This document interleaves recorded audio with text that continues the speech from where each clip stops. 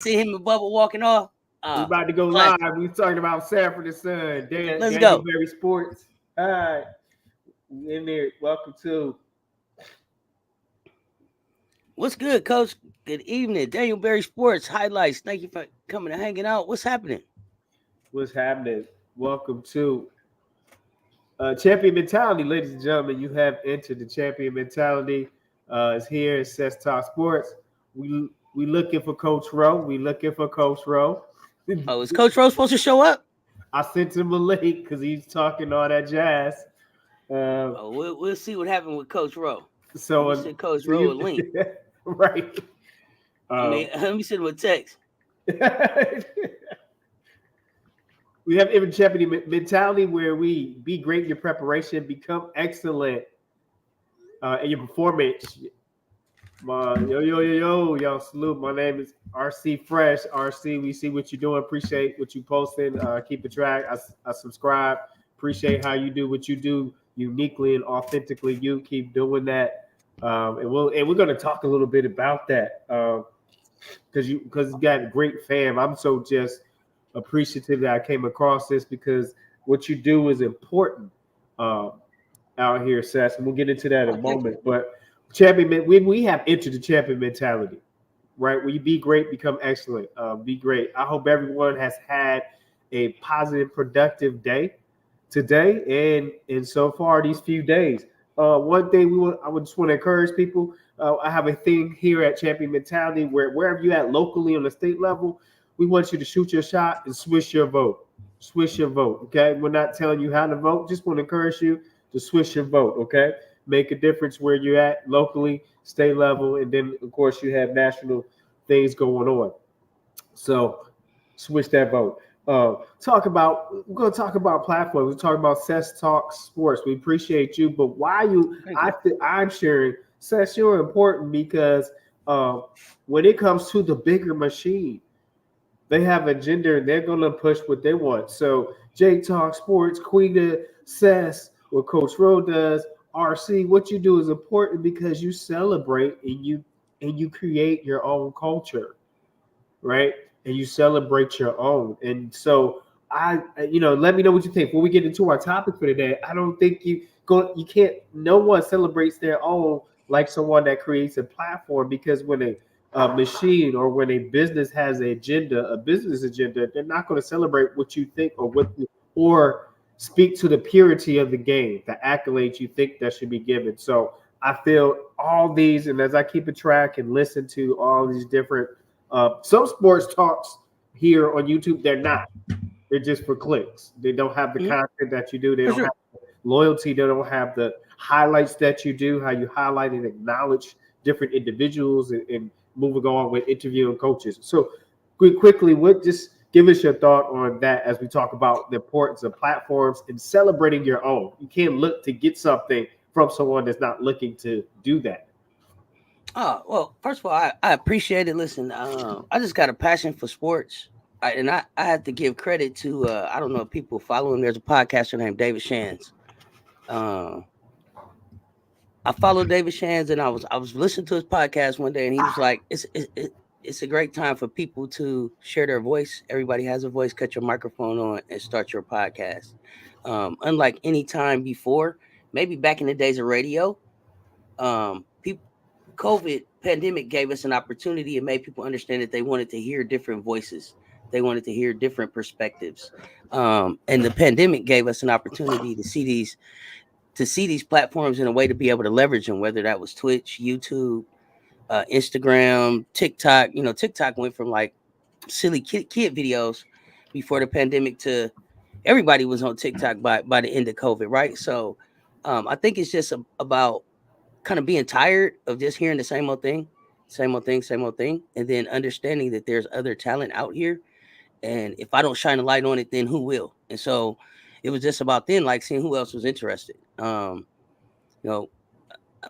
example, with women's basketball, I know that people think it only got great recently, but it's been so much talent that went through there. So many women came along to be able to make this thing great here. Like there's a history of this game that I think has been lost with leagues dissolving, teams dissolving, and at this point, if I've learned anything, especially from our culture, we keep so much stuff in our head and and and just kind of like in between words that like if you're not visiting with your elders or asking these kind of questions or pouring this kind of stuff back into the youth, then these stories kind of get lost. And so just making sure that I got a platform where if you want to know something about women's basketball, you can go to Cess Talk Sports and it's going to be something about coaching, high school, college, WNBA, past, present, future. That's kind of just where it started and to continue to go from there to be able to shine the light just on um, That's my the dog. athletes that don't see it. Yeah. Ladies and gentlemen, those who are welcome to the champion mentality, where we encourage you to be great and become excellent every day and throughout your day in your own unique way. Uh, Thick Vegan Afro, thank Good you evening, Thick Vegan Afro was good. for LOL. LL, Yeah. happening. RC, Daniel RC Perry, what's says good, Coach y'all? Coleman considers me to be one of the normal Caitlin Clark fans. No, you do what you do and you do it your way. And here I think, Absolutely. and I put that up, RC, because here is a quote from Maya Angelou. I think that speaks to just people being themselves. It says, uh, success is liking yourself, liking what you do, and liking how you do it. Maya Angelou. Success is liking yourself, liking what you do, and liking how you do it. When you're at peace with the day and you're at peace with your purpose, if you're doing something with a purpose, I cannot dictate to that to you, then that is success within what you're doing and supporting what you believe in. So that is a little mini motivational moment we're talking about. And before we get into our hot topic where we want to hear up, Bree she is Wayne, what's Bree good? Wayne. Look, my day, my evening is not to say I love the Bree Wayne. I want to say I love the individuality and what you bring to the group is much needed. Everyone is different. Keep being you. Keep being unique. I'm Appreciate glad you you, Bree said that. I'm glad you said that because that all of them make up like what Cess Talk Sports is. Like, it's Bree Wayne, it's Thick Vegan Afro, it's RC, it's Daniel, it's High Vibrations, it's AIO, it's all of these different perspectives, and I'm leaving out names. I'm not gonna just list everybody, but it's all of the different followers and the way that they bring the content, the way that they bring their energy behind their teams. It's all about how they pour into the channel. Kind of is kind of what makes it work. Whether that's Landon Lewis, who's diehard LSU, or right, Ashy Knuckles, who's diehard Gamecock. This is a place Captain then Will. where Captain Captain. Will. Captain Will hasn't made it to my show yet. I wish he would come on over. I love Captain Will. I would love to Yeah, do something with Captain Will, Quita, but still just being able to have these platforms yeah, and share out across this yeah. I YouTube world. Yeah, I love how Quitta's words in her unique way. She just puts it. Um, she just presents it how it's just facts for her, and this is what it is, and she puts it out there. And earlier last month, she did a great job of breaking down some of the history of the WNBA. She had a Absolutely. great show on that, and I really appreciate Quita for doing that. And she just didn't highlight one team, and she went through. She gradually going through the history of how teams came about and they were, and then where they moved to. If you see a different name now, they might have been a different location in a different state. And now they're, Absolutely. leading up to the history in 2020. So Quita Sports, appreciate you doing that. I smile. What's up, Russ? We're just this is our pre thing. We let everybody get in here. Those who join the champion mentality, we appreciate you entering your champion mentality. Be great, become excellent. We were talking about our favorite Sanford and Son episode. We were talking about the importance of the grassroots platforms. This is changing journalism. This is what you call grassroots journalism. It is important to celebrate your own. Keep doing what you're doing. Hi, smile, hi, chat. Um, let me see. My name is RC Says. History RC. Some of us are more serious than others. Unfortunately, we have plenty of programs and universities unrepresented here, but we sure have fans from South Carolina, LSU, Iowa, and UConn. The prevalent in the group. I mean, that's what gravitates. Good point, man. We appreciate you sharing that. I mean, Absolutely. And I don't know if it's because they come from Power Five because it's popular, or it's just how everybody kind of what's meant to be connects every links body every up. That's a great point, RC. RC, do y'all see the Sky Media Day? You got any breakdown on that, Cess, before we go into our top? Oh, absolutely. Stay tuned. I got something coming.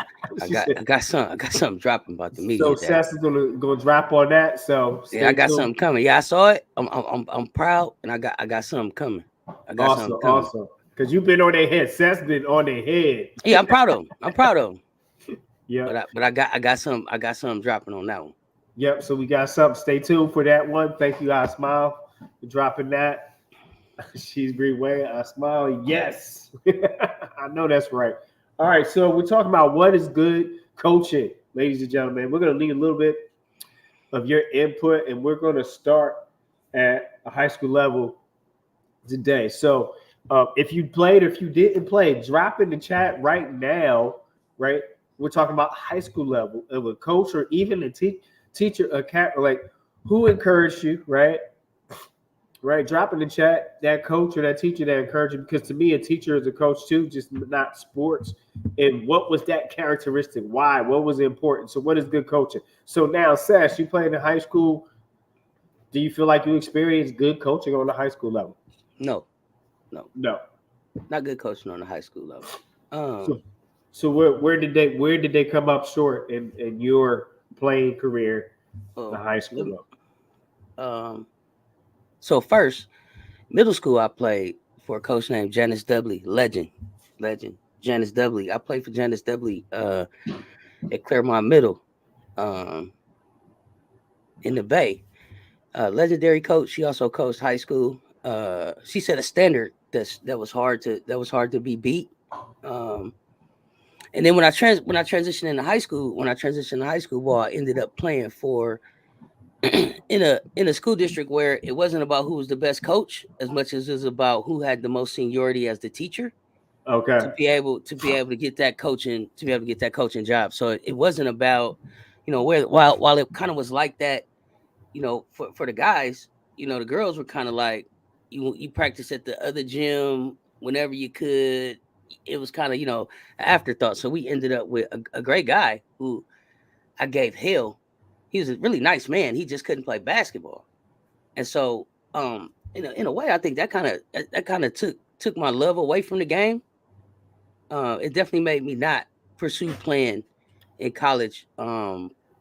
Traditionally, I went more intramural when it got time to go to college, and then playing in tournaments, kind of moving around after that, just because he didn't know basketball. And so for Uh, me to be in a situation where I know more than you, I wasn't mature enough to be able to handle that at that age. So I gave him hell because he just didn't know enough. right. And it was just like, y'all, this who y'all got coaching. To the point like, as an adult, I had to reach back out and just say to him, "Hey, my apologies, man. I gave you hell, and it really was, it really wasn't your fault. It really wasn't your fault." But um, yeah, it was just like we were afterthought, and so it was like, he was the soccer coach. He didn't mind, and to his credit, he knew what he didn't know. And for as much as he could, he tried to involve people that volunteered from the community. We had fathers that tried to move up from, that had daughters that were playing maybe at the varsity level, or had played at the varsity level at my high school, and then went on to junior college or whatever, that were still there and just loved the program, and really kind of saw the talent in us. But we didn't have a program Right. there So it sounds like on the high school level, it's still trying to evolve, push the women's sports. Probably at didn't that time. At that at time, that time at yeah, the time yeah. that you came in. Yeah. So you were just when you're playing, it sound like is a process where you are moving the needle. What you do and how you do it in your local level, you are moving the needle forward there. Could we Well, say yeah. that? So middle school. I had a black female head coach who was also coaching at the high school level. So she had a program. You ran practice a certain way. There was a certain expectation. There were certain things and points that you wanted to hit along the season to show your progression and your development. Um, to go from that to high school, and then I forgot something. I played junior high because I Okay. transitioned, and I made that coach cry. That was she couldn't handle it. Just not enough basketball Right. knowledge, and me being too unapologetically myself, and not being accepted at that time. Like y'all think Angel got a mouth? Y'all think oh, I was letting Right. I was letting them know. Why are you Right. here? Why are you here? You shouldn't, man, go coach soccer. Like, why are you like so like really so not being mature enough to really be able to handle that, but then people not taking women's basketball that serious. Remember, I grew up at a time when there wasn't a league that you went pro in. You Right. Right. maybe played in college or went overseas, but not really. So it wasn't something that people put a lot of Because the money or ABL any didn't come time around to into. the early '90s, right? Oh yeah, That that was came around in my lifetime. Like I was already in college right. when ABL, WNBA, and all that when '96 hit.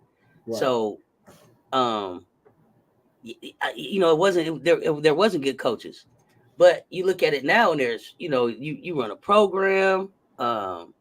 You play you play spring ball. You play AAU ball. So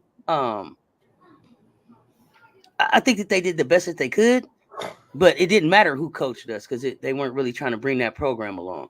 Right. So we gonna go here in the chat, man. We appreciate that, and it's important. That's why we're gonna talk about good coaching because from ever you come in to now, and then some people in the chat might have kids that played recently. You may have had a son or a daughter that played recently, and you have experience. You have an idea, so we want you to hit that chat. What is good high school coaching? Put it in the chat for us. Smile. Camilla looked so pretty and media day talking about that. CS Racing Report. No stress, just blessed when we rocking with Cess. CS Racing Report. What's good? Good evening. What's happening? I smile said I played years ago. We still want, hey, please drop your experience though, because we want to hear it now. Please, we appreciate you if you do that. I smile. You feel so definitely. Can do L. What up? What up? What up? What up? You here with what else we got here? Let me see. Uh, RC said my dad placed an incredible amount of pressure on me to improve my shot and ball handling too fast and crack the whip extremely hard. He was rougher on me than the damn coach. That bothered me a lot. RC, talk to us. Is it the time frame that you played, expectation? Do you feel that on every little level there's a form of politics, and there's also building relationships. I think connected, and then that's a whole other topic because in the WNBA and how people make rosters, talk about women's sports. That is relationships. That's networking, building relationships to get into that roster, and then there's politics. When we talk politics, we're not talking about vote for, but it has its own form of protocol, right? You know what I mean? Um, you look the part, talk the part, you connected to this person that connected to this person. Are you in the rooms that talk to Right. talk and make the decisions? Are you being present and making sure people, you're in people's faces to say, hey, we want to give this person an opportunity. Not saying it's always fair. I'm saying when you have a bigger machine, that's usually how it operates. All right. But coach, I think at a high school level, especially though, too, the coach, as much as the development of the fundamental part of the game, they Yeah. also have to be making sure that they're on time for high school graduation, right? That Yes. they're meeting all those requirements to even be recruited. So to You me, got it's a lot of layers to what the coach needs to be doing at the high school level. you got the Uh, NCAA clearinghouse. exactly. Like you When still can regard. Yep. Go ahead. you talk to the coach? Do you have a list of schools that you're interested in? What do they expect? Should you take an ACT? Should you take an SAT? Right. Uh, when should you take the courses that you have the most difficulty with? Making sure that you're taking those courses off season. All of those type of things have to go into, I think, what a coach is, especially at the high school level. But then also making sure that you're taking that time to make sure that this student athlete is actually prepared on both ends. Do they know how to be a student? Can they take notes? Do they know how to study? Do they know how to manage their time? Like all of these things, I think, end up in a lot of different ways, end up kind of falling in the coach's lap. And there are opportunities during the basketball season to give space and teach these lessons so that they're prepared. And I think that's an important part of being about coaching.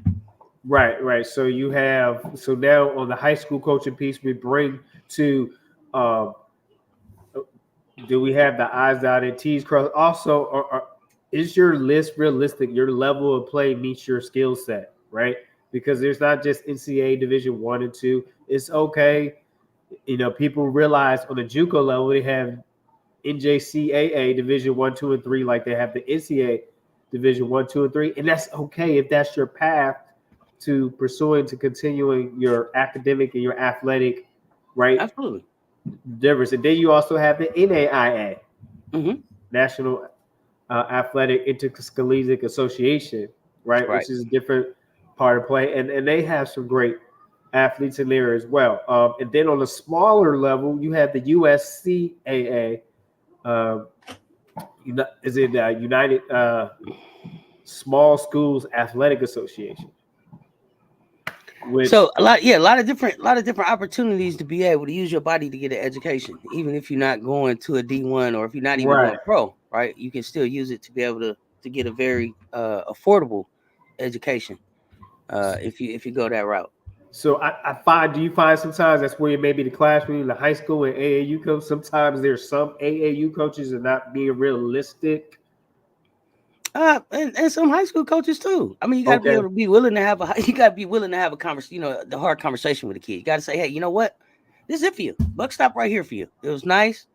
Basketball's not going past this right here. right, But right, but enjoy it. right, You might need a gap year. You might need to go and just train for a year. You may need to go to a junior college. But it's also being able to have those hard conversations with the parents too, because you got him looking the part. He looked like he should be able to play like George. She looked like she should be able to play like Asia, but it's not there. You got all of you got the shoes, the headband, all of that, but it's not there. And as a coach, you have to also be able to have those tough conversations. And I think you may have the AAU because sometimes they want the money.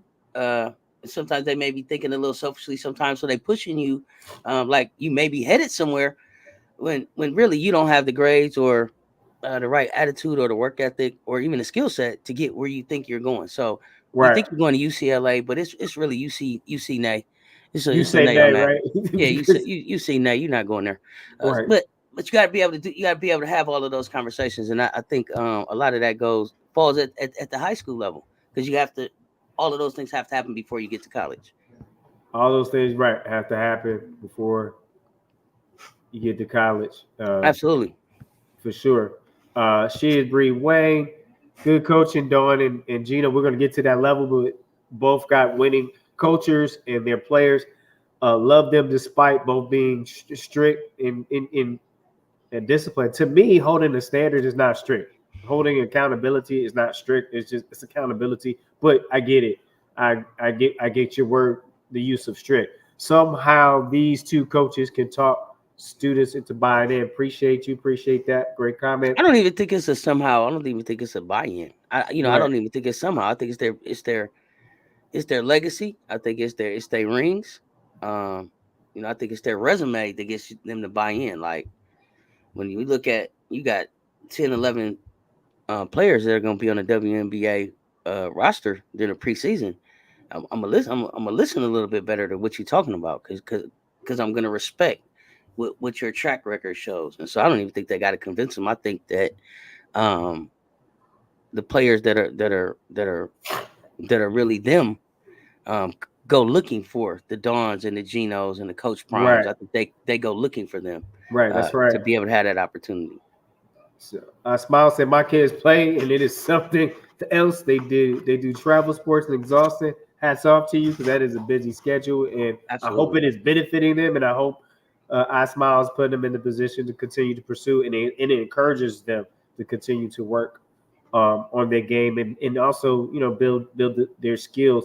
I think sports builds the skills outside of just playing the sport as well. So that's awesome. Smile. As she's Bree Wayne. I agree, both are special and different. Talking about Gino and Big Drip proved. So you said Gino proved he's up there this season. Yeah, because he did so. He made an adjustment with the generation, as you know, as we season in life. We're not young as we once were. So yeah, definitely hats off to Gino for making adjustments and being and making sure his students, those young ladies, experience success. So I feel that takes a big difference. Rewatching the Sky and Liberty, I did that last night. She's Wayne. I impressed. I think what I can't mess it up. What's your acronym? What did they do last night? Cess F what? Who was that? The Uh, sky, the sky. Sky. What they do last Oh, night? it was the FAFO. FAFO last night. It was the uh, FAFO. Thank you, Wayne. Donovan bad coaching was one of the reasons I lost my love of the game for a few years until it was revitalized a little while ago. So Donovan I could appreciate definitely you sharing that. So pass. that's why middle school, high school, what is good coaching? What keeps them engaged? Is it just encouraging them to be part of a team? What does that look like? I don't think I feel like middle school and high school level. I agree with you. It is rare to come across men and women that coach that can teach the game and teach with a passion uh, that the students appreciate the passion. I think it's very challenging on the local level to come across individuals like that. College is more intentional because people are pursuing that Right. more, so high school. So I go back to what you said. So we But go it also RC first. depends on you. Also got to know that everybody don't get a trophy. So I'm old school. Like there's no participation. We don't. I don't pass out participation trophies. There's no high five just because you came. There's not. There's a winner and there's a loser. That's what this is about. I'm not saving no feelings in this thing, and I think that's also something that, that coaches have to be able to do. I think. Right. I know in this day and age, some people think that the participation certificate is something that's necessary. I think it's ruining sports. Yeah. But Also, we have here RC Fresh. He said 3 years in high school and played, and then I had tapped out. Chicagoland area simply couldn't shoot well, and my dribbling was adequate. However, I was a high IQ and had great passing. That was a conflict for me. So, man, I appreciate your honesty, RC. And sometimes that's a tough. There's some things. Do I want to work on that? Do what I want to do? What does that look like? So, appreciate that, RC. I remember you saying last night about guards not passing the ball. I noticed that they're gonna have to fix that. Yeah, good job talking about the Sky game. Here we go.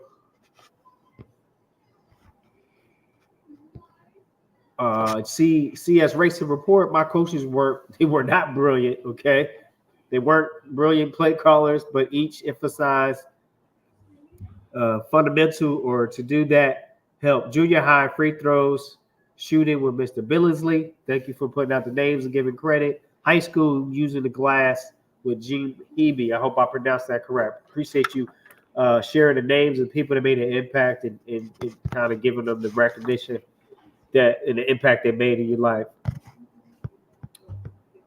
But we just getting caught up here. I smile. Oh yes, Politica is big in sports is awful. You all right?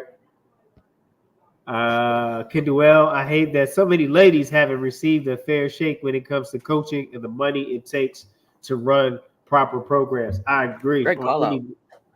any level. On any level, I agree. Also, part of being a profession, I find on the high school level, it's important for the high school coach to be involved with the youth, the local youth, to build a culture. Right there, to me on the high school level, there are some coaches that now public high schools as well as private schools they recruit, and so Mm-hmm. sometimes the development of the youth level of the youth in your area sometimes that get lost, and that's to me that's a special bond and relationship you can make with the community when you work with it. In the past, anytime where I was a head coach at the high school level, I always made sure that the gym was open, that the high school gym was open for the youth teams to use for practice. Um, and then also offered skill sessions where we worked on 3-on-3, man-to-man, stuff like that, shooting just Right. your basic and building a relationship with parents because you got to get back to the community. For me as a coach, I didn't go back to the high school I played at, coach. It was different. I coached high school in 6 different states. In 3 of those states, I just had the privilege to be in the state playoffs out of 3 of those 6 states that I coached in, That's right? dope. But the thing is, it wasn't about me; it's about the communities Okay. giving me an opportunity to do what I love. So you have to give back to the community by investing in the youth in the community. So Oh, yeah, I what's your agree. take? Oh, What's I agree. I think but that's also the way that you're able to be able to make connections. And also I think now find talent. But I think from the high school perspective, I don't know that we had the opportunity to give a whole lot back to the community. Because you pretty much just played for your home school, right? right? So I don't know that the coach had the opportunity to do a lot of giving back from that level, but I can see now with the AAU and even with the regular coaches, it's so competitive that you have to kind of start building these relationships earlier and earlier and earlier, and that's where you see kind of like them inserting themselves into the community and kind of growing and knowing these kids. 6th grade, 7th grade, 8th grade, 9th grade, coming on up, going out to these games, having camps, having they do the 1 day camps, they do the out of school type camps, all that kind of stuff. I see people coming in. Darnell was good, goodness rated Bo was good, um MJ Lover was happening. But I think that kind of like what you said, is that's where they're making the connection with the community now. But I don't know that I don't know that it's genuine. I don't know Right. that it's genuine because I feel like it's always about the recruiting. It's always about getting to the kids at that level, more so, but a little bit different for like Gino and Don and them at that level, where they're able to kind of pick and choose how they go back and show up and give back in the communities. I think they're kind of a little bit freer at the college level to do that than at the high school level. That's okay. So CS Racing Sport, appreciate that input and that knowledge. Says high schools that were junior high and high schools that were good had coaches that recruited. And if you were on the border of one district, from his experience, that made it easier to do for recruiting.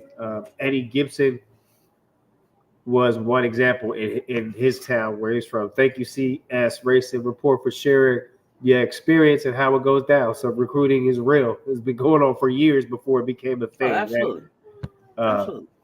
I smile as a parent. I want a coach like Dawn for my kids. I want tough love, and that's a preference. Paris Paris Milan. Milan, what up, fam? Bobby Knight was the poster coach for no, that to me that Bobby Knight was crazy deranged. You Before he think? went Hmm. hey, he I was a think line stepper to me at times. I'm sorry. He got away definitely, with definitely a line stepper, but it seemed much more acceptable back then. I mean, it was a uh, different people coached then. I mean, it was okay for a coach to grab you by your arm, cuss you out, right. all kind of. That was the day and age that we lived in at that time. So, Right. I think a um, few years ago you had one of college that we had the Morehead State but coach got it's crazy. into it. Like you say, he seemed deranged and Uh, a line stepper. But then you hear Zeke talk about him, and Zeke would say, yeah, he was a line stepper and he was deranged, but he was what he needed, and it got him to where he needed to go. So it's hard, it's hard to just give him the thumbs down. right. When he does Isaiah Thomas without Bobby Knight, No, no. and Bobby Knight came to his house. He told the story. They would hit. Isaiah said him and his brothers was like, "Oh, ain't no way we going nowhere with him." And his mama was like, "Hurry up and get your stuff." Serious. That was the story Isaiah told. He was like, "Oh, Bobby Knight, he wasn't going nowhere with Bobby Knight. His mama said he had to go." And so, we like he was crazy, deranged. We don't know, but at the time, that was where she felt like her baby needed to go, and she turned him over to Bobby Knight. So, uh, I guess there was a softer side to Bobby or something that we didn't get to see. Maybe I don't Right, know. right, right, right. Isaiah love Bobby. Give me give me one moment, be right back. I need to take care of this whining right here. And All then good. you have something up in the chat for us to talk about. Be right back. good track record as a player or coach, it does give you a heads up over most other coaches. However, being credible and honest about goals and standards is the foundation to start. Oh, the standard is the standard for sure. I seen y'all talking about Camilla looked good. Yes, she did. Let me see. Did I tell everybody what's up? We sneak back through here. I smile. Darnell. Uh, All right, back. We back. What we got? What we got, Cess? I was just saying that I read this one right here and was just saying hi to a few people. Okay. Um, I think that the track record as a player or a coach gives you a heads up over most other coaches. Especially if you are in your in that in if you're at the same school or in that same area where you played or coached that. I definitely think that gives you a level up on everybody else. MJ Lover, core values are essential for recruiting part of things. So if you want to consistently bring in not only quality players but create a consistent pipeline of quality players, that is the key. Thank you for sharing. My coaches were masterminds for calling plays, but a fundamental or two that was emphasized was helpful in junior. Yeah, okay, I already went there. I went backwards. Okay, kid do L. This is interesting. I'm not a fan of AAU. There are too many games and not enough teaching of fundamentals. Plus, plus the wear and tear on the body is big when these kids are older and playing in college. Yeah, I think some kids should take some time off and play a different sport. I agree. Um, you have a live period. If they're serious, you got to be out there in your live period of recruiting, which is throughout April, and you have live periods throughout April and July on the college level as far as your highest level of recruiting. So I get your point, but at the same time, if a young man or young woman is serious about exposure, they got to be at the exposure. Here's the thing: you could be at that exposure event, but what court are you on? Because you have the court that has Division One, mid-major, high-major schools there. Then you have the courts that's Division Two, Division Three, and that's just a factor, all in one building. So it's what court you're on, and if you're on that court, then that's where your skill set fits that level, and go get the best situation you can. Are you under the belief that you have to play AAU to go Division 1? No, no. If you're good, they'll find you. No, I think so too. I think they'll if find you're good, they'll find you because you have so much viral and coverage and streaming games. you. Just with the technology, people are streaming games. If you're good, you have Huddle, where kids are creating their own highlights. So you have the different platforms where kids are creating and they can reach out. You have the Hmm. recruiting services. It's a difference from when we were, from different. It's a different generation, so they have much more tools to provide a platform for themselves to showcase their skill set. So that's for me. What's your thoughts? No, I don't think that. I think that if you're good, they'll find you. And I don't know that I'm not a fan of AAU. I feel like your ACL only got so many bend. It's only got so much flexibility in it. It's only gonna bend so many times before it's snapping. So with all of these games that they playing before they get to college, is that why we see a lot of the injuries in college? Torn ACL, more knees, I Right. think, down now than I've seen at any other time. And so I don't I, you know I'm not gonna say that I'm not a fan of AAU, but I don't know that you need all of that wear and tear. I think you know Right. sometimes No. these kids Right. sometimes these kids don't get a chance to be a kid in the chase of this pursuit of this dream. And if that's their passion, I'm okay with that. But sometimes I feel like it's more parent driven in some instances, and so I just think you want to make sure that you're finding a balance there. If a kid is going all out because that's what they want to do, then you definitely want to be able to support those things. But if it's half hearted, kind of whole hum, and they kind of want to do that, but still kind of want to hang with their friends, I think allow for a balance, but where you still show them accountability and responsibility and how you are a teammate and you show up, but also give space for them to be kids sometimes. Right. Right. No. Yeah. True. I agree. So it's all about focus, what your family support looks like, how you prepare your platform. So yeah, there's some great points there. MJ Lever, my high school has always been a high school powerhouse in the state. And what state was that? What's the name of your high school? Could you put that in the chat, MJ Lever? Appreciate that. but only a coach with consistent core values could get away with cutting our best player without a bunch of backlash. Well, Oh, absolutely. standard is a standard. You know, Absolutely. Darnell Dar Baylor, what up? Baylor, what's up, fam? Darnell Baylor, MJ11, player coaches that don't have the back of the school, players and community will have a harder time coaching and keeping sustained success without it. I mean, that's just facts. I mean, Cess was mentioned that about building relationships in the community, and that goes on as we transition over to the college level. Something that Big Drip has shared. She gives some of her recipe or some of her secret sauce of what she do and why she operates the way she does. Coach, some people swear my basketball is easy. I really feel like guard Haley Van Lith last year. The defense is all in your grill, and you gotta get cunning with it. It's not as easy as it seems. Agree. Here's the thing. I'm a person people don't realize when you get to the X and O's, we can talk about it different. There's man to man defense, but there's different ways to play man to man defense. So a coach can make an adjustment on the college level. There's different ways of doing that. On the pro levels, you have a different accountability of how you rotate, okay? Because there's different expectations. So those are the difference between the two. With college, you have a little more leeway. You can cheat in the paint a little bit for you're not as quick in the feet, says people. Yeah, You can cheat in the paint a little bit. So those a are the little different bit. dynamics between college and pro. College, you could throw a little more different type of man to man, and then you have people that play the zone. But if you see in March Madness and women's basketball, the teams that go deep into it are the teams that play more man to man defense. I mean, great point.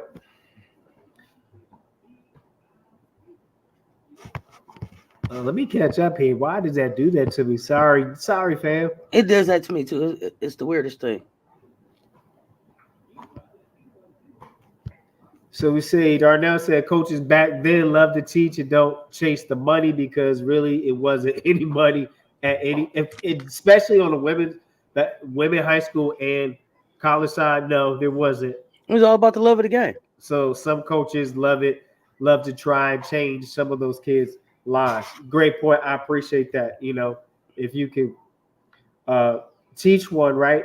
There's a saying that I hold on to: use sports as a tool to inspire uh, young men and women to achieve in life. Use it as a tool, right, to get them to engage. He said, Darnell said, I'm talking about the ones that coached at the rec centers and retired from their job, poured in so much in their communities. Now those are the coaches I think right there that built that connection with the community, that give back with the community, that rec center coach that before you got to middle school, before you got to high school, that first little team you played on, that's that coach at the community center, the Boys and Girls Club, the YMCA, like that's that coach that's in the community giving back, knowing these kids, seeing them at the park, going and getting in their car after work and picking them up from their house and making sure they get to the game. That's where I think you get. That's the level I think you get that community connection, Right. coach, more so than at that high school level. There Great, you great point, Darnell. Yep, great point. There you Berry Sports highlights. What up? What's What up, up? Daniel Bear? Uh, Donovan said, I went to a high school with a history of winning with notable NBA alumni who always come back that and I think about how impactful that coach was in developing our players on and off the court. Appreciate that. That's that high school level. I smile. It kind of boils down to who you know. If you have a child that is good, the reality being true to yourself and wants to be on the team, right? That child, that's a good point. If that child wants to be on the team, 41 in the chat, run up your likes on both sides. Most of you hit says Turn them talks likes again. up, y'all. You you bets believe. I'm gonna say to your own words, Asma. You bets believe they are in the sports circle. That is facts. That is facts. That is facts there. Oh yeah, It said, absolutely. Coach, what is the greatest pleasure that you have received from coaching? For me, I've had the privilege to coach middle school, high school, college, and semi-pro.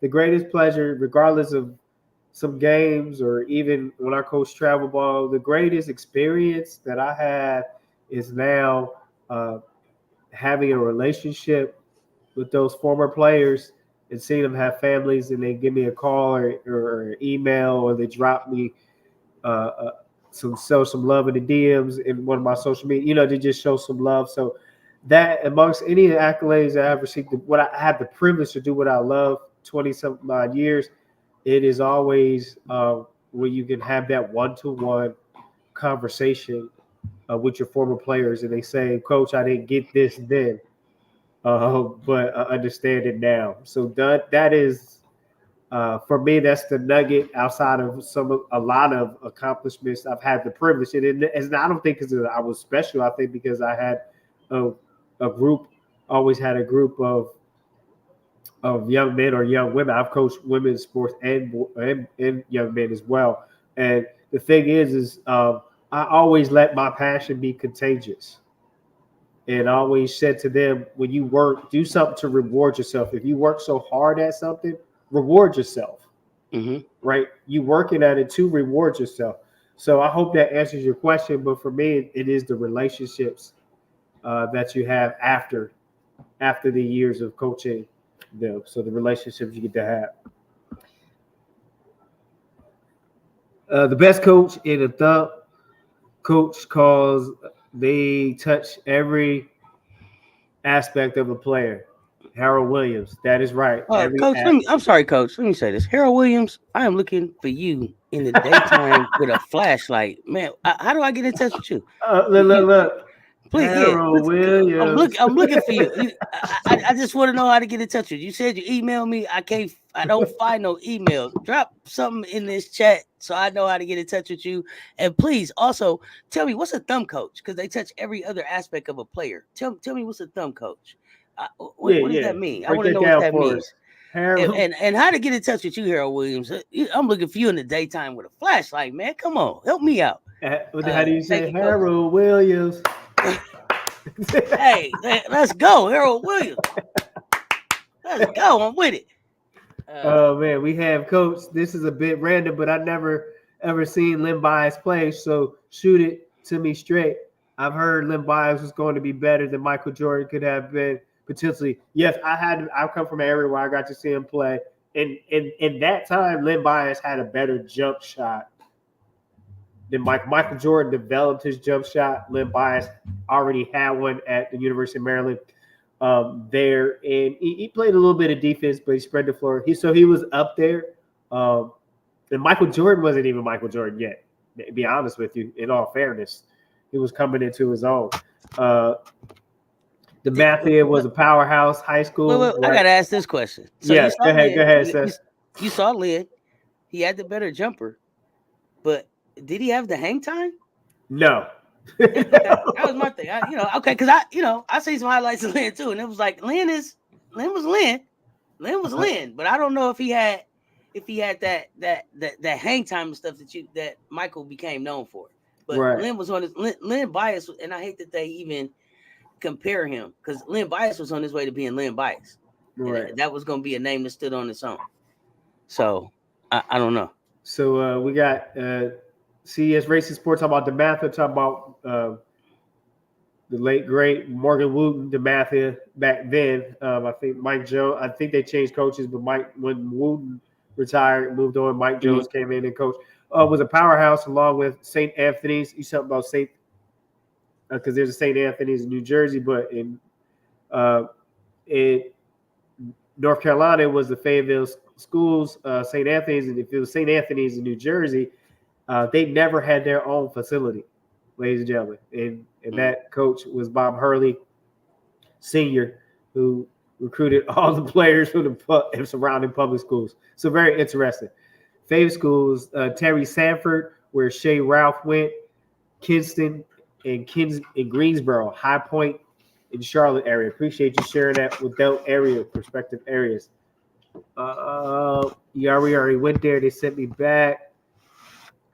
The future lottery pick that just won the Natty with UConn, Jalen Stewart out of Garfield. He is the son of the Rainier Beach, which is in Washington, state of Washington high school alumni. Lodrick Stewart. Okay, great job. Uh, it's about conditioning, and I was about this distribution of the ball. Sometimes it's not the coaches, but players being selfish, trying to get in the paper, trying to right. This is about the stats, right? I remember I was listening to someone earlier saying, "Would you rather have 20 points and lose, or 2 points and win?" I mean, 2 points and win, but also, especially like CS Racing Report is getting in the paper.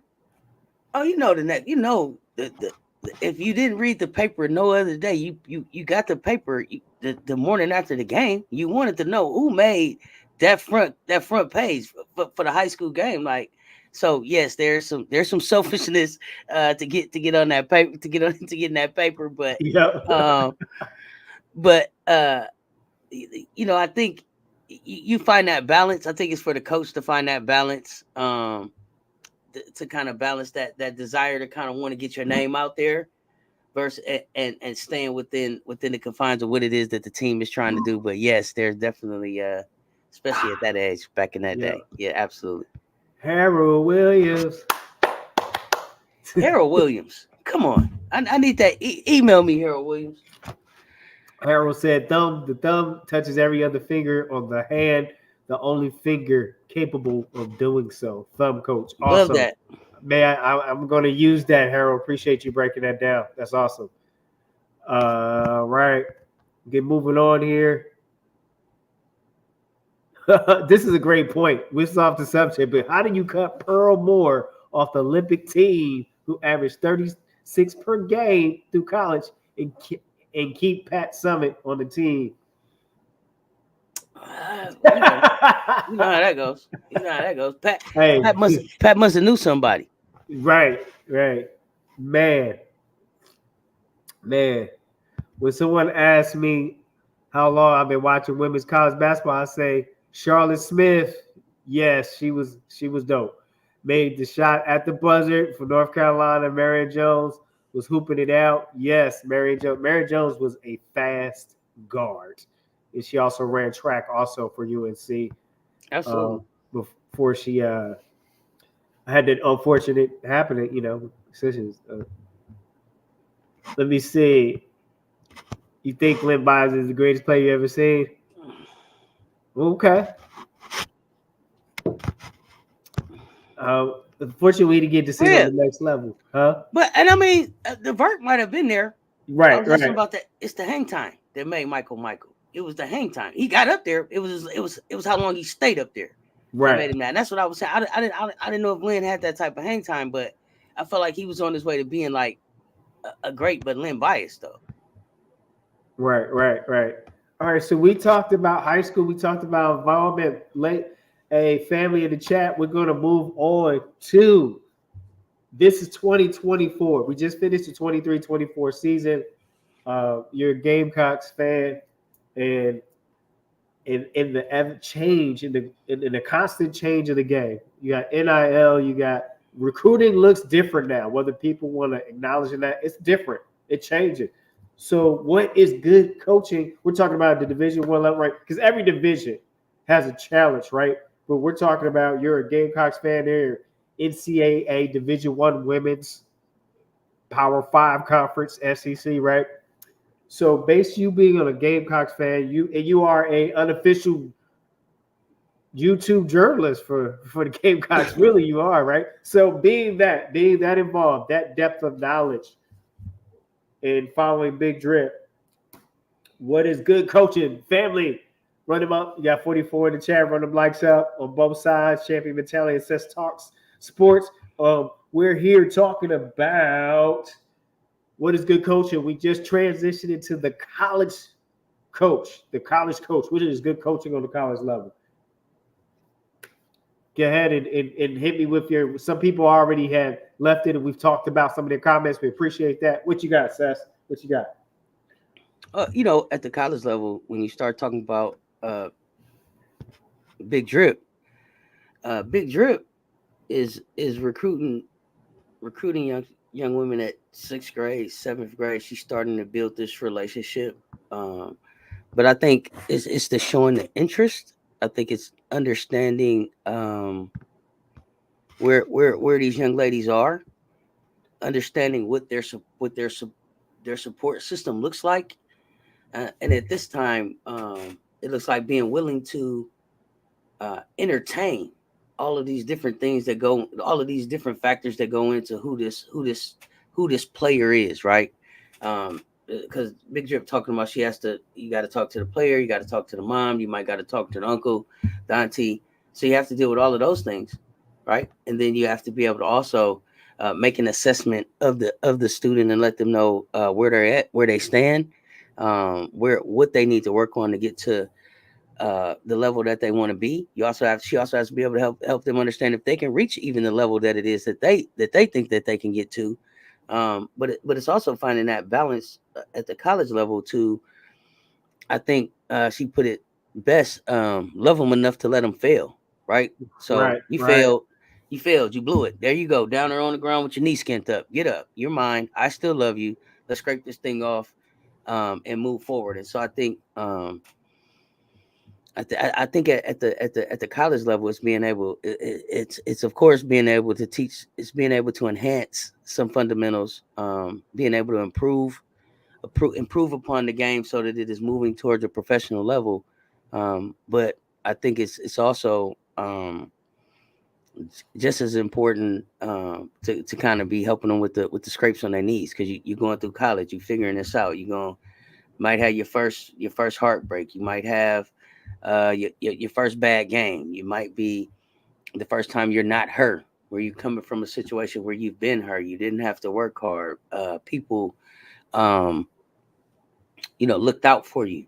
People um, treated you like a rock star, right? And now Right, you right. coming in here and having to kind of prove yourself again. So it's also kind of being able to be that little quiet cheerleader, encouraging them and reminding them that, yeah, you are still that good, even though you're a rook and still trying to, or a freshie and still trying to, and trying to, regain that same clout at the next level, I guess.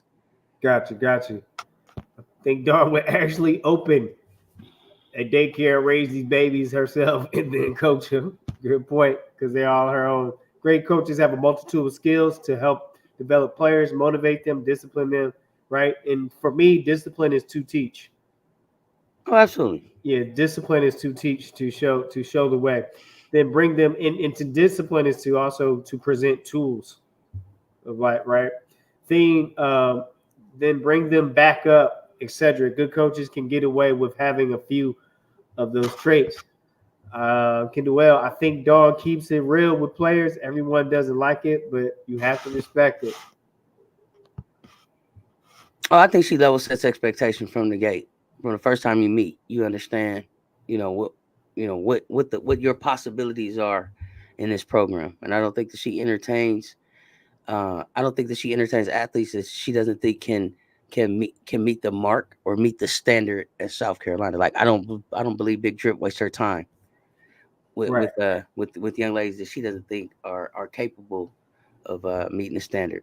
right, right. That's it. That's it. A lot of schools have a recreation for fun approach. I think that goes back to our community school, high school, and coaching that doesn't put your kids in a position to be college recruits. I think you already talked about it, Cess. Some middle schools and high schools have everyone gets a certificate or a trophy, uh, a participation type of mentality, and it kind of holds back, and it doesn't cultivate a culture to the world is competitive, and once you leave the bubble, I call bubble. High school is a bubble, college is a bubble. Once you leave that bubble, there's a different experience. Like world is real. Like even watching right WNBA preseason, how physical are they compared to college? Like college, there's some college conferences in women's basketball. College basketball is physical, but how much more physical is the game on the pro level? Just thinking about that.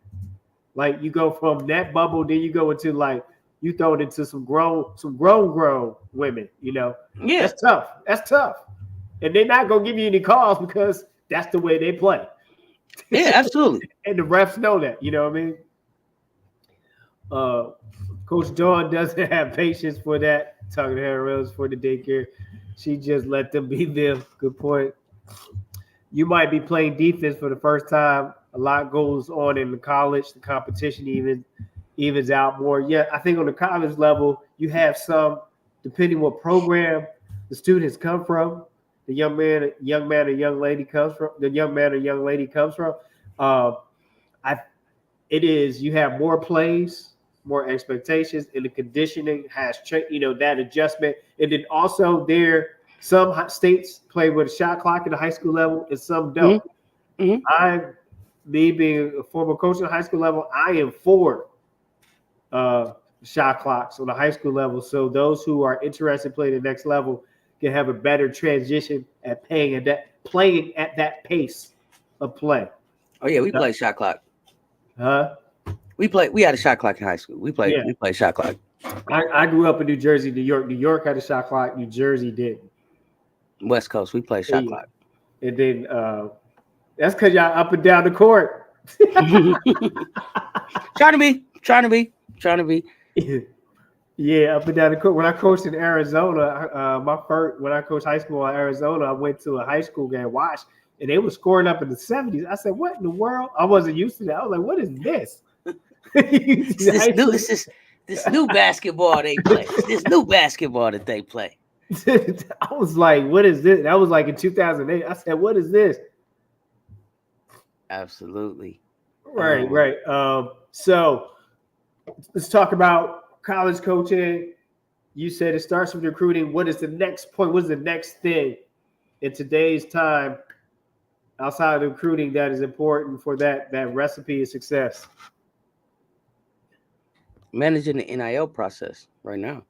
Got to be Managing able the to NIL process, got to fam. be able to manage that NIL process. It plays such, and I guess it kind of goes hand in hand with the recruiting, uh, because like they said, it's like I forget. I think it was Dion that said some of these kids is like how many M's and how many minutes. That's how the conversation starts now. So it's a whole different. You're dealing with a whole different. You may almost be already talking to a brand, Right. right? Depending on who this youngster is that you are in pursuit of, and so you have to be able to manage that part of it, uh, and then still just find out who this young person is. Because I still think at the heart of this thing at college, this is the time when um, you can most affect what this young person is going to be for the rest of their life. And so I think I heard a few coaches, Big Drip, and a few of them talk about it's more important about who they are off the court. They've been playing basketball. They know to come to once they have an understanding of how college works, it's now helping them navigate this thing to figure out how they're going to show up at the end of this process as a young woman or a young man, depending on who they're coaching, um, and start their life as an adult. And so, like affecting that part, I think is a major part of it. And sometimes it's being able to have those hard conversations where it's, hey, you're leaving here like a Sanaya Rivers or Ja, who ended up, ultimately leaving South Carolina, but then still being able to say, hey, I'm going to make sure that you get someplace where you land on your feet. This is a coach that's going to be able to take care of you. I'm still always here for you. So again, it goes back to building that trust and gaining that respect and building those relationships with these young people so that what you say has impact on them and they can trust your words. So I also think that it's just make sure that you continue to show up um, and being intentional with your words and making sure that you follow through on those things, especially now because kids are, I think, even more so than any other time, um, harder to trust. It's harder for them to trust, and so you got to be able to break through those walls and build that trust so that you can really impact them in a way that makes a difference. Right. Great, great. Yeah, definitely. And then also, I would say on college level, good coaching outside of the NIL that Seth, we're not even, Seth already has addressed that, so I don't want to tap on that point anymore. Also, is developing a staff, Mm. having a effective staff uh, that, um, that their strength is going to be an area I don't focus on. It's going to be my weak. Let's just talk about it. I'm not as strong in the area. So building a staff that covers all the areas, whether it's defense, strength and conditioning, whether it's the analytics, because now you got analytics with the software, right? Following that, because this generation they want to see the analytics, the stats, right? That's a great point. Not always the stats of scoring, but of many times when you're this position on the floor, you know you play defense better here, or you take better shots on this position on the floor, things of that nature. So you have so many different things. So I think just having that staff that relates well not only to you but also to the players that to the players that you're bringing in. Great question, Coach. Top three toughest, roughest women's conferences in the nation. Well, for me, people don't give them the acknowledgement. I definitely have to say Big 12 is tough when it comes to defense. They just don't get much tough. And the reason why I say that, because Big 12 right now has been consistent as a conference, and they haven't folded. Pac-12 is folded. Pac-12 only got rough in defense, tougher this year, if you ask me, right? Big 10 has always been pretty consistent with their defense. And then the SEC has been, ACC has been hit or miss. You have some teams that play good defense, but as far as rough and in your face, as a matter of fact, it's hit and miss. And then, of course, the Big East is cookies and cake. It's they need to do something to increase that level because it's not what it used to be. And then you have the American Athletic Conference. They're on the rise because what you're happening, you're starting to get a combination of high mid majors that are gradually, watch out for the ACC, what I say, that are gradually transforming into major programs. And it takes time. And so if you look at it, anybody takes the time, look at the ACC, American Athletic Association. They have a good combination of teams from different areas that have different styles of play that will challenge you to play tough and rough. It's just, you just don't have major programs in that conference. So great question. Anything else you got on college coaching that come to mind?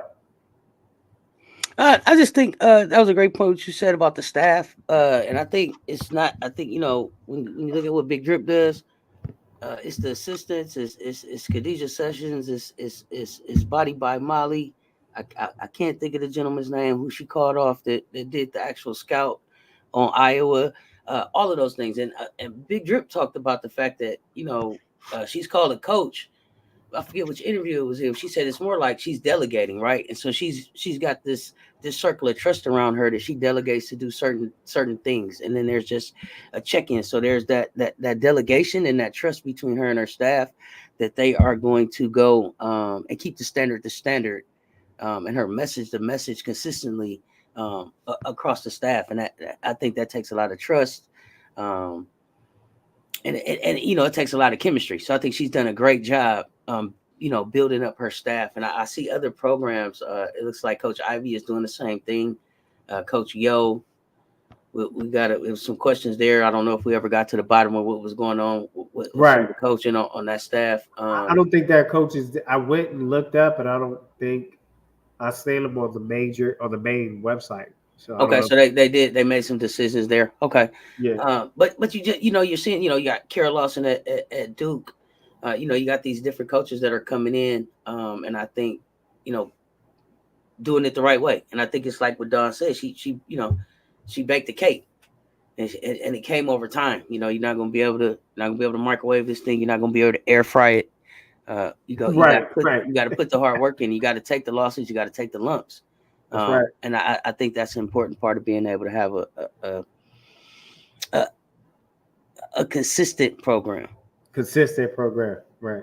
J Spot checked in. Hey, appreciate you. Appreciate your J work. Spot, what's good? Loving your coverage. Loving your WNBA coverage. Appreciate that. Put up some awesome content. Make sure you check her out.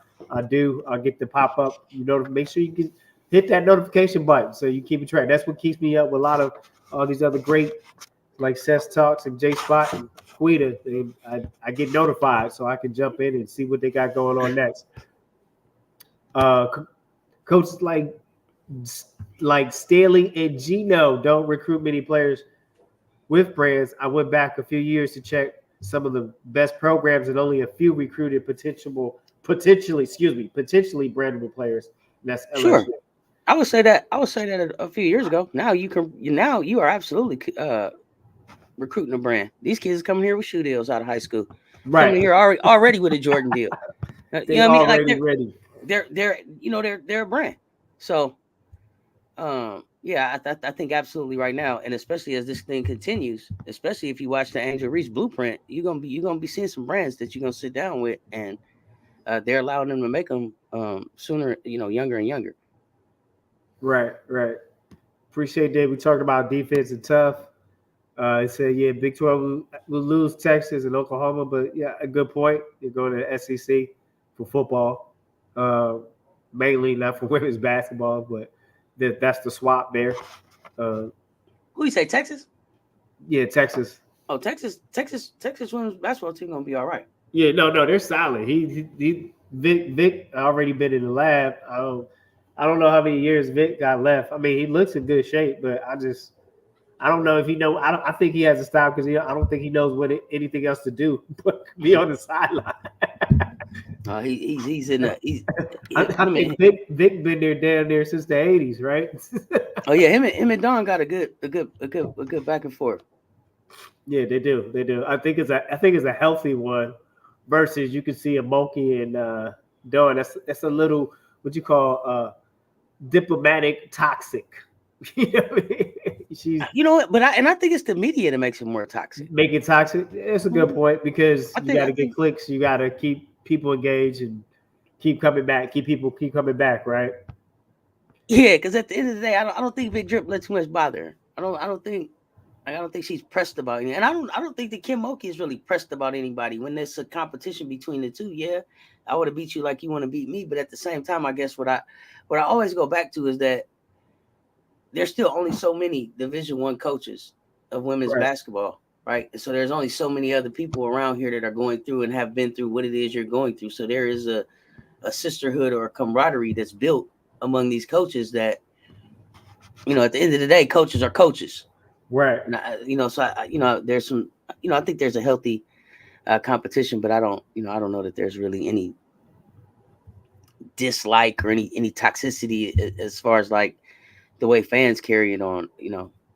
That's just my opinion. Right. Oh, Right. Winston Gandy. Thank you, Donovan. I don't know why I couldn't think of Winston. Yep. Winston, yes, Yeah. Winston Gandy did Yeah. It is. scout.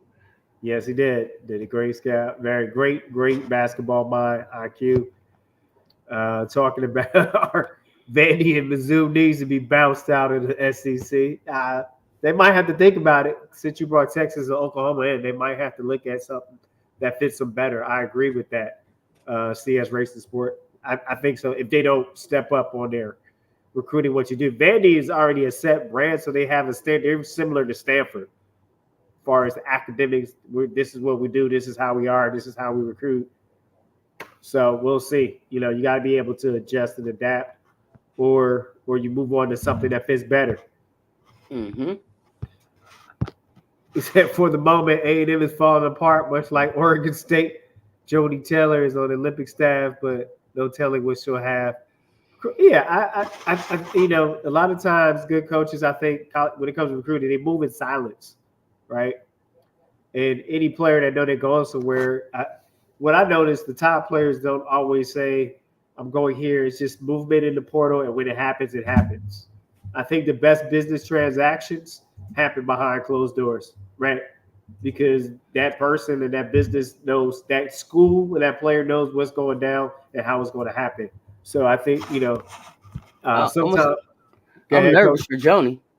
I'm nervous for Joni, coach. I know you had the two young ladies with the legal, what was it, three, right? They had the legal Well, situation but my thing is, that if you're didn't have focused to on, be, right? Go ahead. but it didn't have to be. But if you're focused on the Olympic right now, and as you should, because you're on Olympic staff, what is really left in the portal for you to go get? But what is your staff doing? Yeah, or I don't know. I haven't heard a lot going on, so I'm just I'm a little nervous. And if Joni is the one that normally closes the deal, are we waiting until after Paris? What are you doing this before you go? I'm just a little nervous. I thought that we would have had a little bit more clarity about what was going on around her and her recruiting. And if I missed something, help me out in the chat, y'all. But I haven't heard enough exciting stuff about what's going on for Joni to feel confident about what they're gonna be doing next season. But y'all help me out. Right. Yeah. Hit us in the chat for that info. We got top coaches, basketball. Jody Taylor, Lisa Blutter, Jeff Waltz, Vic out of Texas, Bulky, Gino, Dawn. Possibly. I mean, some people, I think Joni's got to put more time in. I'm gonna put I'm putting Nio Ivy up there. Ivy up there. I think you got to put Gottlieb on there because she did it with a one Juju show. you talking about Coach G? Yeah, Coach G. Yeah, absolutely. Even though it's early, but just the fact that it didn't have much tools and she got the most out of what was given to her with added a little talent. So, yeah, and she ran some good stuff to give them what they get. I think if you don't have a Coach G, they don't get that far. Because also, she will put Juju in the best position. And also, there were some times in the thing that, the nerves didn't make plays when Juju got on the ball. I mean, that's just facts. They didn't finish. Oh, I mean, yeah. I mean, and Juju had some off games and they stepped up for her. Right. But I do like what Ivy is doing up there after Muffet left. So right. Let's go here to Jacob Winston. He said Pat Summitt got to know players, which was similar to what we talked about Big Drip Dog. Catchings talked about how Pat helped her wear hearing aids again. Parker said Pat helped her when Parker's parents got divorced. So it's the relationships off the court. It's about the relationship in life, right? Supporting people in life, right? Being there, supporting them as a person. So we're back to that. That's a great coach. Oh yeah, it's always the coach. It's going to be the coach that goes beyond the court. And Pat Summitt is a standard that I don't think we've seen in women's basketball as far as programs. I think South Carolina is going to probably be the first female-led program that will remind you of what Pat looked like, and that's not taking anything away from what Gino has done at UConn, but that's a male-led program, and so when I'm looking at female-led programs, I feel like Dawn is the closest to what Pat was able to do, sustain at Tennessee. I mean, Tennessee still to this day is the only school that's been in every tournament. They have not missed the NCAA tournament. So, I mean, when you talk about the standard being a standard, it may not be a championship every year, but it ain't like sometimes they in the NIT or sometimes they in Galveston. You can always count on them to at least be in that first round. So I hope that they get their program on track to where they're able to go further than the first round, but at least are able to continue to hit that mark. Great. So, in saying all that, I think what is so is there? Here's a question, chat. What do you think? Is there enough? Because there's been an issue on the. Is there enough black coaches, head coaches in college, in women's college basketball? We're just talking on the women's side. We know we can get it women's and men's, but let's just talk women's flat, right? Because that's what we focus on, right? The platform. Is there enough black coaches? And you got 300, like in Division I, was it 300 and what? 60, I can't remember, 69, 50, how many? Something like that. I want to say it's less than 400, like 365. I was gonna say 65, but I don't count on me because I take my medicine rolled up.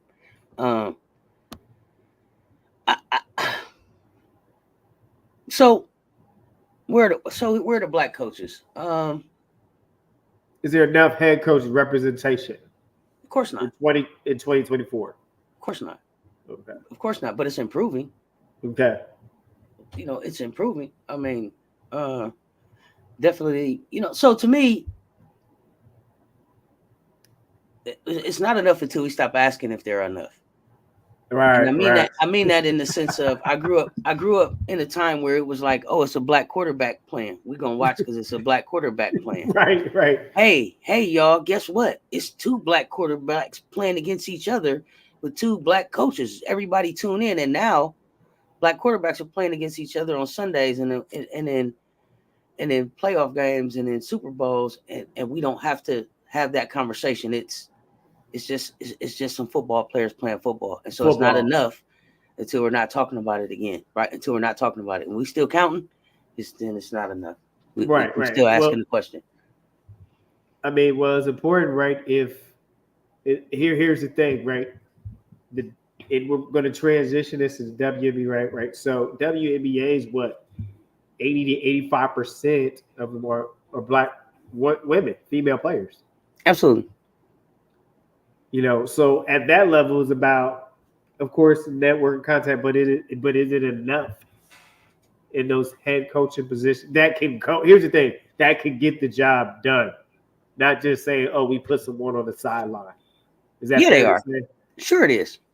So it's enough that could get the job done, but the money is not there, and so you have Swin Cash is where, uh, Swin is where in she's with an NBA team. Right, Um, right. As an assistant, right? Because of money, pays right? better. That's why Yeah, Becky Hammond was at San Antonio Spurs. Money, but Becky also, I think, and they had a plan for her. yeah, I think they had a plan for it, but I also think that Becky being able to be an understudy under Pop, and being able to learn under Pop, I think that was a great internship, even though they paid her. It's like a great paid You internship said that was a paid intern, salary. to be able to just like, because I respect Pop. Now you might not like how he used Wimbyama, and how they went about everything this year, but understand, Pop wasn't about winning. Pop wasn't about winning. He's getting ready to get another lottery pick to put with Wimbyama, and now everybody saw what he could do. It's going to be some veterans that want to come to San Antonio. So Right. so her being able to sit there, I think she learned a lot from him. I think that she even mentioned it. You know what I mean? She even mentioned that, like, he changed her life. He took a chance on her. Um, so I think Becky is a little bit different. Of course, yeah, it is who you know and all of that stuff. But Right, right, at right. the WNBA level, Let's transition I into think that it's money. money. So to support their adult lifestyle, because life be life, and the people want grown folk money, right? Well, not only that, I played this game. I gave so much to this game to achieve a certain lifestyle, and I want to be able to to be able to maintain that. Right. Um, Got a great question. Political Lil. No, it's not enough black coaches. These black players want to play for the coaches that look like them with similar experiences. Great point. Jacob Watson, one question I have: how many black male coaches are in women's college basketball, or are you only referring to female black coaches? I mean, you need. I think there's not enough female black head coaches. It should be on the women's side, and black male coaches for the fact in general. So there's not enough black qualified coaches given opportunities. They kind of become stuck in they're recruiter or they're a skill developer, and then and then you go on to other dynamics from there. So that's a great question. The biggest obstacle in college is getting boosters behind hiring a black coach, right? Because you hire who looks like you. If you listen to a lot of platforms, looks like you, and if you're talking about a predominantly white institution, a PWI, then there's a lot more money at stake. There's a lot more revenue at stake in hiring that black coach, right? of course, and then, like, giving them the time to be able to build the program. You're gonna hire who looks like you. You know, when you say, hey, I, I I need to hire a coach, and let me know if you know anybody. You asking the people that you normally deal with, so that's the feedback that you're getting. Um, you got to be willing to go outside the box. You got to be willing to go outside the box. According to salary.com, on that question, Stefan, is between $56 and $82,000 per year. That can't be the truth. Oh my goodness! Is that the For the truth, y'all? season, how many months in the season, says again? Oh, Let's see. They'll go June to September this year, right? right, right. June, but I don't even want to play them like it's just because they're coaching all year. No, right? Yeah, no, They're, they they're, building they're, they're working all year. You know what all I mean? year, So right? the season is one part of it, but this is a full-time job that they're doing. So I definitely want to acknowledge that. But e 56 to 82,000. Ooh, mm. They got to be roommates with their players. I'm just saying that some of these cities you can't. I don't know how you gonna live in San Francisco at $82,000 No, it's not gonna happen. It's in not San gonna Francisco. happen. Oh no, they Yeah, gonna I the agree with team you. gonna have to get a team house. Right, right, Area, what? What? Where are you gonna live in the San Francisco Bay Area for $75,000 right. and make it and make it to practice on time? A No, year. Look, a year. 75 a year. Are you gonna eat or do they want them to eat? Listen, a family of four in the Bay Area with $100,000 a year income can still qualify for food stamps in the Bay Area. Right. What do you want them to do for with $75,000 and have a family? Stop it. Stop it. Right. Stop it. I mean, Stop it. Make it you make can't even sense. afford to own a pet. You know what I'm saying? What? No. You can't. Mm-mm. You barely can have a whole bunch of outfits. You can't wash all them clothes off $75,000. You listen.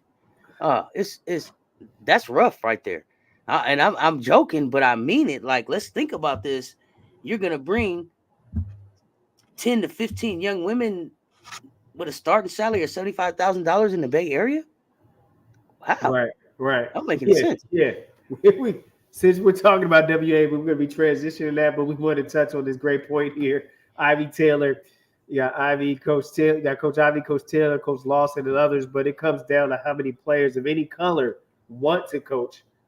Um, though there are still some colleges that don't want black and brown coaches. I mean, what it is, right? Not saying just what it is. That's why they got to continue to get to those interviewing rooms and continue to be trailblazers. Um,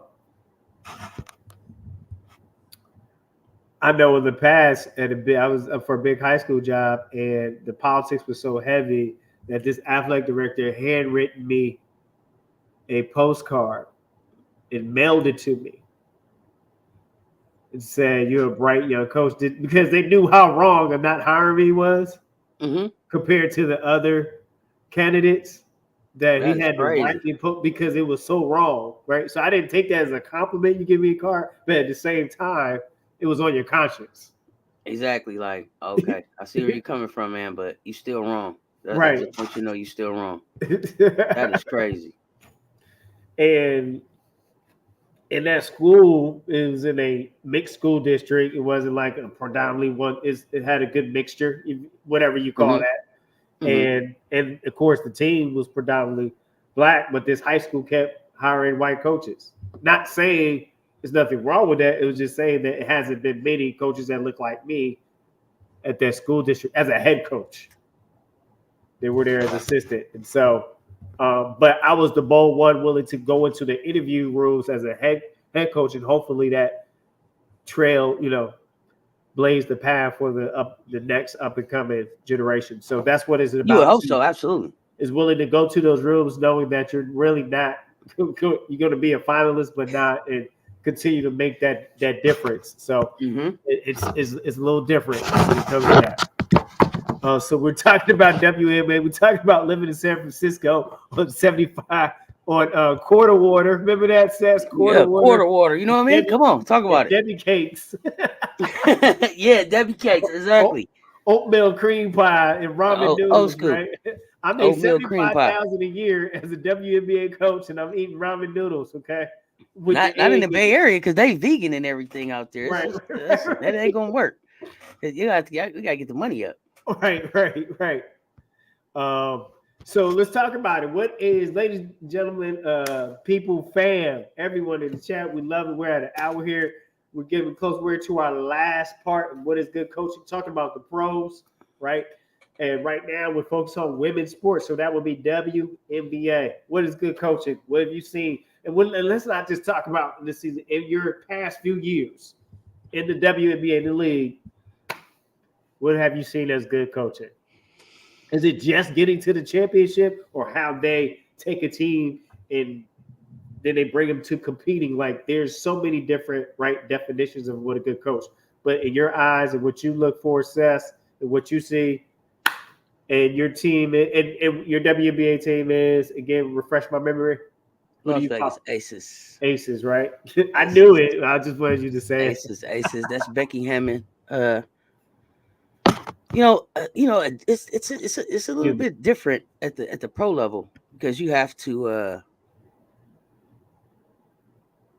even with the wins, do your players respect you, right? Even with the wins, do your players respect you? So uh, I think Teresa Weatherspoon looks like really good coaching right now. She looks like good coaching. The way her team is talking about her right now, and I like some of the things that they said about her. Like her energy is infectious. She's understanding. Angel said from the first time she talked to her on Microsoft Teams during the recruitment process, she wanted to go to Chicago. She wanted to play for a coach that looked like her, that sounded like her, that had kind of been through the same things as her. Um, but what makes good coaching at that level? Uh, I guess the easy thing is to boil it down to wins, right? I guess you could Right. say if you get to the playoffs, but I don't want to cheat the game like that and say it's getting to the playoffs because Derek Fisher got to the playoffs and I feel like he is the curse that ruined the For Sparks, the right? Sparks. And yeah, You and gotta he break was that in. down to me. So they're in the playoffs, and he benched Candace Parker. That's right. That's right. How? For I'm looking around I'm like did he bench Candace Parker? He benched Candace for what? So I felt like that. I felt like that ruined because it was done. I felt like without any explanation, and so it not only did it kind of of course upset Candace, but it also kind of broke the spirit of the team and broke the energy and kind of um the rallying cry, kind of what they were all working for. It kind of took away from the goal. It Right. just so it's not I can't just say it's getting to the playoffs. I want to say Van Chancellor. I felt like was a good coach. Bill Lambier, who I thought didn't get a lot of credit. I thought he was a damn good coach at the Detroit Shock, and not just because they won, but because he was able to manage and keep happy so many different personalities on the team. I think that's also um, important. So Bill, Van, Teresa, Becky. Um,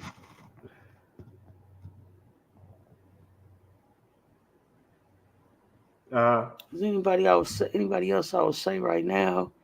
remember, Uh, we go back to the coach, Kurt Miller at the Sparks right now. Sparks. Yeah. I love what Kurt's doing. I love the way it looked like they had uh activities that were going on outside of basketball to kind of build chemistry and to build um and help everybody get to know each other. And I think that translated very well into what they were trying to do on the floor. So right now, I like what Kurt's doing too. Right. Right.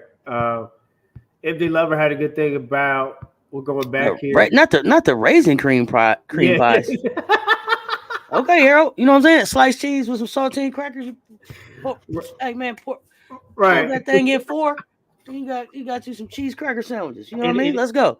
in a few comments back, NJ Level was talking about the distraction and the derailment of social media.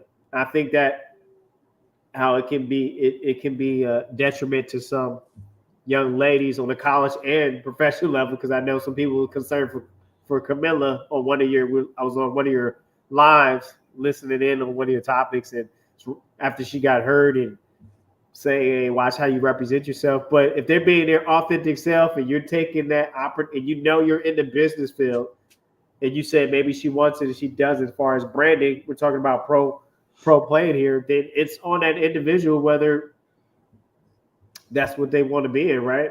I mean, you I got think to you got to recognize that social media is going to be there. Again, right, some of these folks are brands, and it's a part of everyday life. And I think instead of trying to police it, embrace it, and set standards around it. And right, this is social media time, and this is work time. Um, right, right, we were talking, but I wanted to say that, and I also wanted to kind of jump back into what we were talking about the $75,000 Uh-huh. and the Bay Area and it all. And I don't know if it's at the coach's level or the general manager's level, or if you're the coach and the general manager. Like you have to figure out like how do you manage this salary cap thing to be able to create a competitive team, right? So because you're gonna have some $75,000 players, you're gonna have uh, one maybe 240 $230,000 player, then you have to kind of figure the rest of this stuff out. So it's you're trying to create parity, you're trying to have good skill sets, good match, a good mesh of talent. So I think that's also an important part of what they're having to do in the WNBA, especially like right now. Right, Uh, right. There go your Landon Landon, Lewis. what's good? 30 years plus, never having less than 30 wins. That's a good coach, by the way. I keep telling you, the defending national champion, South Carolina sucks, sir, and former champion, Former LSU champion. rules. Yeah, what's good, Landon? Landon, thank you for stopping by. 20 wins. Good coaching is the W is being able to manage the salary cap Yeah, that you're already talking about, Cess. that's what I was thinking about too, Kendall. It's hard. How do you get 2 stars on the team with the salary cap like it is? It's I. That I might have to ask to see the books for other Las Vegas Aces. I I've need to been understand really what right. everybody making. Well, I think he's paying that penalty though. What you can't That can you pay a luxury, penalty? he's paying Can, that cap. You is got to there a be. luxury? I don't know that the WNBA offers one. It's something because you too loaded. It's something that you're willing to I be think penalized on. everybody. He might have just. He might have went. He might have got some endorsement money. That too. I don't hear anything about a WNBA luxury tax. Let's see. Okay. Uh, the salary cap is a hard cap. It's Hard cap. no. There's no Okay. wiggle There's room. no luxury on it. Mm-mm. And So that's one of the things that they say. Like they so, backdoored it. and that means depending on who your players are and what they make, you may not even be able to carry a full roster, Not even carry a 12. right? Because they may carry 11 to stay under that hard cap. So this year the cap is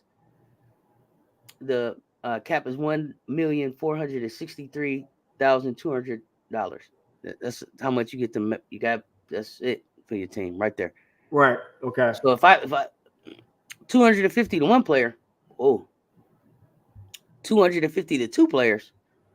That's 500,000. I'm less than 900,000 now with the rest of this money trying to figure this thing out. So Yeah, you're gonna have rec ball players. yeah, so and this is through 2027. Right. Wow. I'm sure that's going to evolve because you're moving the needle for it. So I'm sure that's going to gradually change. And we look at that gradual change, it's going to change over time. It has to, because in the direction that the league is headed, as long as the WNBA allows it to go that way, they will be successful financially. It's just you got to put the time in, just like the NBA did. It got creative, it got innovative, as you always mention. It is different in the NBA for managers when you are dealing with players that make more money than the coaches. I mean, it's about managing personalities, definitely. Talking about Cheryl Miller when she coached Phoenix. She was awesome. She was fiery. And before She going in. I'm glad you mentioned her. Cheryl going in the Ring of Honor. She's going into Phoenix before Mercury Ring Phoenix, of she Honor. coached at her alma mater, USC, and really couldn't get it done the way she would like to. There's a documentary where she talks about that, how that affected her, and that's why she stayed away from USC campus for a while because she couldn't get it done at the place she played, and then she coached. So, Brondello is good in New York. Definitely, I don't, we don't. Nobody really looks at personalities, but I think the personality of Brondello is kind of boring. But you look at it, they're getting it done. The main thing, they're getting it done. Yeah, you'll have to shake her team up after the shellacking from the Sky. I think you really Sky to liberally just talk about it. You have fresh legs versus majority vets. That can I say this, Cess? I wasn't ready. They weren't ready. But they didn't plan on being ready. So I feel like people was like the Sky gonna be 12th team in the league, whatever. Like it was playing in Crocs. I don't know if anybody saw Angel her media day. Like she said, she went and slayed at the Met Gala, and then she went and slayed against the runner up, New York Liberty that night. And she said her mentality was, if I don't show up and show out, they're gonna have something to say because I was at the Met Gala. Right, right, She showed up and showed out. New York looked like they didn't really care to play against Chicago Sky, but what they're gonna find out is it's gonna be a lot of surprising teams like Chicago. right. Teams are gonna surprise them Yeah. this year, so they better be ready.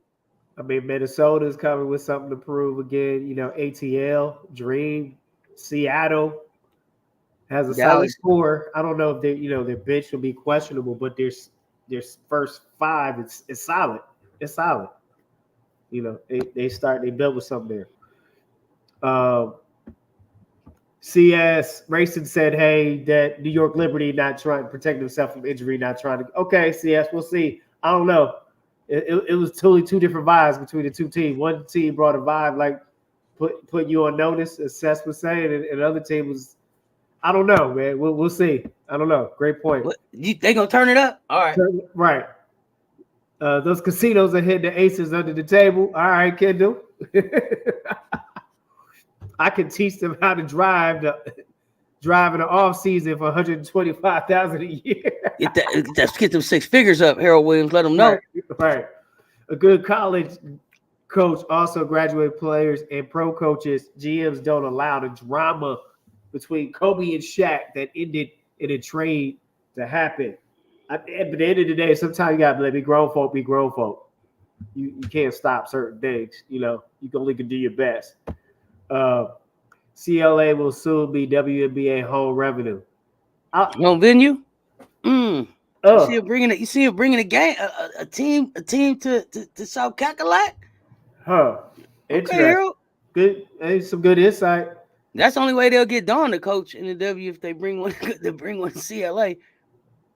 Sabrina defense sucks. There was a play where she was guard. Yeah, no. Sabrina plays what you call Olay defense. Olay, let him through. Just enough to say I was in front of him. Well, and the thing is, she's expecting Jonquil and Brianna back there. Yeah, right. To step in, to jump in, to rotate into help. And people don't realize your help position is way different than the college level help there. So you literally got to sprint more on the pros than you do in college.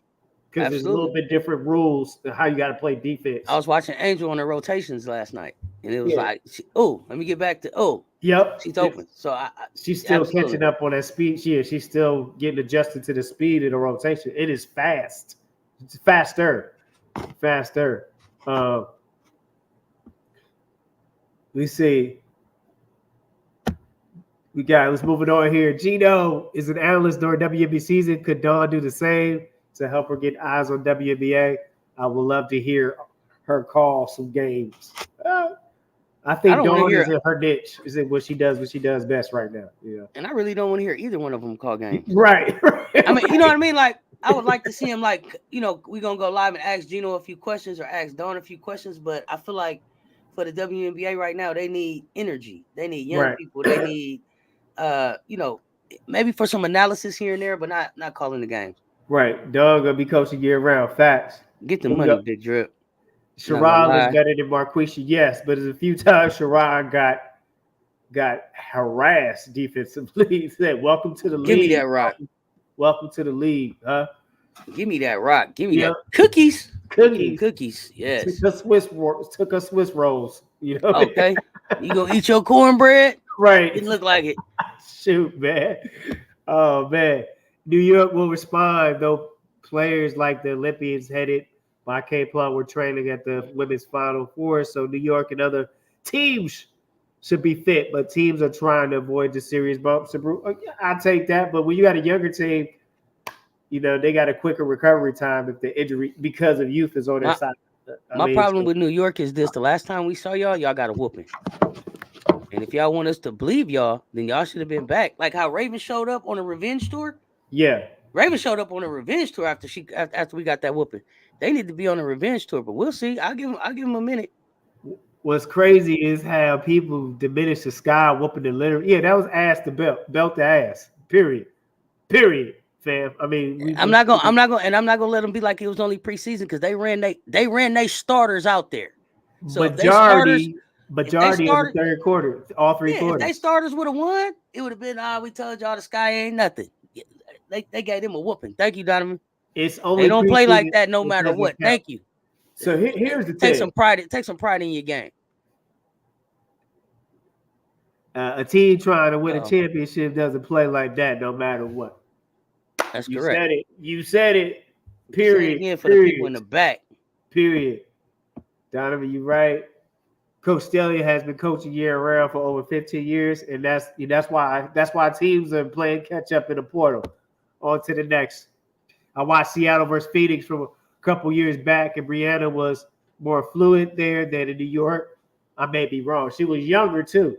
Not only that, but I think that New York thought that they were going to get a big cat Gobert kind of hook up with Jonquil and Brianna, and I think that it's kind of clunky and they are in each other's way at times. To me, that's what I saw CS racing. But let me know.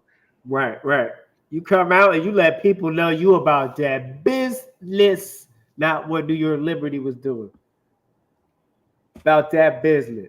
Yes. Sloop still can't shoot. Still can't shoot. Bree Wayne, let us know how you feel. She is Bree Wayne. You right. Look, you right. I have to give you that one, Bree Wayne. She sometimes let me see. Yeah, they was leaving her open. Yeah. She got the wave off, Bree Wayne. She got the silent wave off. Look, where is Sloop? We're not even looking for her. She over. Right. Oh man. Coach, I've seen your message. Thank you. 51. It looked like the Globetrotters playing the legendary Washington Generals out there. We're talking about a game. New York Liberty. Real game. Not a game. We talking about preseason, not a practice. real game. We talking what about did they have to say about the game? That was my thing. I didn't even see them talk after the game. There is on YouTube. There is a post game conference there. If you want to just say, I didn't listen to it, but I came across the disrespect for the Chicago Sky. Listen, and this is what I keep talking. This is what I'm talking about. The Sky are the last champion before the Las Vegas Aces. Yes. Yes. So how do you keep having them as the 12th team? It's a championship mentality there. Selling insurance with Limu and Doug. Let's go. Cess, every time she bricked a three, it reminded me of the Van Sloop. No. Not that air ball in the finals. No. They didn't win. And that took me back to, remember when you mentioned Charles Smith with the Knicks? Mm-hmm. Remember when the Knicks could have won? And I'm a Knicks fan, by the way. Blue, orange guys. And remember the time he had 3 shots at it? Smith. It was like, hey, he's selling the play, y'all. That man's life was never right after that game. It looked like blue and orange guys taking care of business. Yeah. I keep trying to tell you Gino was fired as an announcer when he was helping to promote the dub. Now he may be a little more fatigued. There are coaches like Stephanie White who doesn't get for the Big Ten. Okay, yeah, good point, Stephanie White. Harold, Liberty. Doug Williams. I hear you. Harold Williams. I said Doug Williams. I'm thinking about the old quarterback. It's the off season.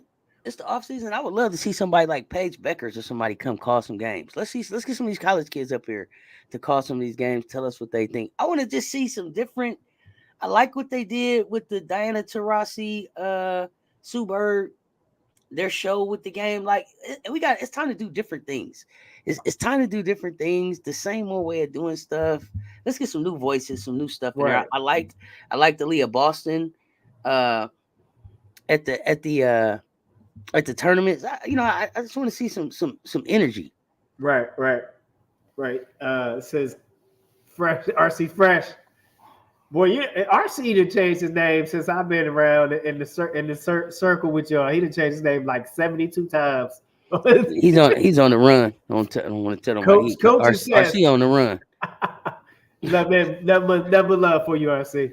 Coach and Cess, what do you guys think about Teresa Witherspoon possibly being too tough on the players? we know it works and gets results, but it also wears the players out and makes them uh makes, I guess, burn out. Maybe concerned about burnout. You got any thoughts on that? On that chat every, right there from RC. every, every time I see Angel, all she talking about is how she want to play for Teresa. When they was up when they was up talking to him, they asked them what make you want to run through a wall for her. So I don't think it's anything about being tough on a person. I think young people like to know their boundaries. They like when you set expectations, and they like when you hold them accountable, um, even when they whine about it sometimes. And Right, so I think that she's gonna be just the tough love that they need uh, to make a difference. right, right. So Charles Melvin, well, he did get to North Korea and play with Robin. And Rodman, what a fascinating character. Right, right. Look at this. This said Donna Taurasi says she's gonna play until she has to join the exhibits at Jurassic Park. They should just come up with a 40+ league, when the regular season is over for the dub, and Taraji's gonna be in no disrespect intended, but if she needs to be, she'll play in a wheelchair league. She Yeah, I mean, Nina Taurasi she's just a just ball loves the player. game, man. She can't. I don't see her coaching. I don't see her doing none of that other stuff. Just playing the game. Some I people just smile love the says so. game. Sky at 12. Can't believe it. It's ridiculous. It's disrespectful. Yeah, yeah. It's disrespectful. They're not 12. You can't see him. What you referring to, Harold Williams? Harold Williams. Who we can't see? Somebody get baby kids out here. They whipping Liberty at. Hey, they put 100 on them. They put 100 on them. CS Racing. Liberty, liberty, liberty. I like And that. and the reason I feel like it's FAFO is because they put 100 on a running up team without 6'7", without Camila Cardoso. What are they gonna look like? Right. With Camila Cardoso? Gonna Tracy can play in the big three. Yeah, she will. Was she playing the big three or was she coaching the big three? I can see her going and doing something in the big three. I think I can see her doing both. It says Thibodeau. Thibodeau is same talking about my blue and orange skies. And I think he got Derrick Rose hurt, but that's men's basketball. He coaches hard, and players get burned out. He doesn't stay for long at each stop. Great point. Let's go back to that about the burnout. I feel when you have a balanced staff, an effective staff around you, that balances out, that keeps you accountable too. As a coach, I want a staff that challenges me and brings different perspectives. So it represents the team as a whole and the franchise as a whole. So I think it also comes down to your staff holding you accountable and having a balanced approach so you can get through the season, right? It's a shorter season than the NBA, but there's also a lot of basketball in a very short time. So you have to manage those minutes and manage those personalities wisely. So I think that's a great point. And every team, and the thing is, every team, that secret sauce is going to look different for every team. There's no one you do this, you're going to have success. It's just not going to happen. Like, I wish whoever had that will be a millionaire. If you do this with your team, you'll have success and endurance over the season. $12.99. You know what I mean? But I think because what makes it different is it's going to depend on what are those personalities that you got to deal with. Yeah, what are those personalities that you have to deal with that is going to make it either work or not? Bree Wayne, you said I missed your comment about. Let me go KG. back. KG. What did you say, Bree Wayne? What did she say? Oh, she was a number 4 pick at one time. You think she'll make the roster? The way she was hitting those threes, if she doesn't make this roster, I think she can make somebody's roster. Bree Wayne, can you talk about KG? I'm not gonna mess her name up, but yes, I think that she can make a team. But I was gonna say this too about Tibbs. I just don't think Tibbs ever got over Derrick Rose. I think the Derrick Rose injury, Derrick Rose is my favorite. If he didn't get injured, I think Poole would have really been something. And I just think the way Derek, because it was Derrick Rose and I want to say Jimmy Buckets ended up there, and I want to Yes, say yes. so it At was the Derek, time. it was Yep. Jimmy, and then it was my man from Florida. What's his name? The center. And I think that they had like a big three that they could have been doing something with. And then, Right. the injury came, and it just seemed like Tibbs never was the same anymore. I don't know. It's weird. It was weird. It was really weird for me. But he keeps moving around. I hope Tibbs find him a home because I do like Tibbs. RC needs some clarification. Has Kate Martin officially made the team? He's getting a different report from Quita. Fam in the chat, if you know, is it made official? We definitely know Deja Fair and Kate Martin are in good positions to see, to be part of the Aces the regular season. All I can say is that I saw that it was highly likely that they were going to play for him. So I don't know. Oh, Casey going and drains it. Going to drink Transit, that. yeah. Going to drink that. I'm gonna mess with Bree Wayne. Freeway. Going to drink that. Going to drink Zach. Going to dress Zach. Going to dress Zach. Going to dress Zach. All right, Bree Wayne. Right. Let's see. DT will keep doing broadcast, maybe coach camps. If he doesn't coach, I don't think she'll try college. Maybe she would like recruiting, but my hunch says pro, probably Phoenix. Yeah, I think so. Oh, a recruiting piece. I like that. She definitely Yeah, probably a great for Diana Taurasi. recognizer of talent. Yeah, definitely. Good point. That's a good point. Let me see. I think she might get cut too because they already have Marbury and Maxwell, but the Shields still can't shoot. That's true. What else? Hero said, "Boo." You said, "Boo, Bree Wayne." What I do now? Sorry, Bree Wayne. What did I do? You gotta tell me. Boo. What I do? No, Reggie's in the garden. No, get Reggie out there. We don't need him calling the game, man. Reggie. Yeah, that Classic. 9 second miracle, right?